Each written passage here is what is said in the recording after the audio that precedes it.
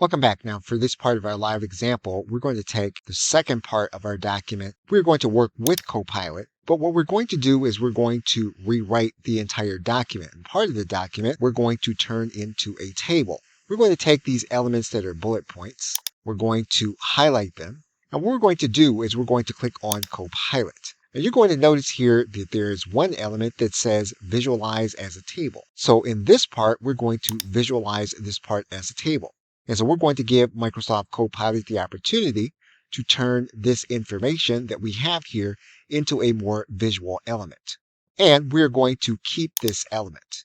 And we're going to delete the other information. We're then going to go to the other elements that are in bullet points. We're going to highlight them. We're going to click on Microsoft Copilot, and we're going to visualize this as a table. And then we are going to delete the other information. What we are then going to do is we are going to rewrite all of the other information. So we're going to take this information, and we're going to ask Copilot to rewrite this information.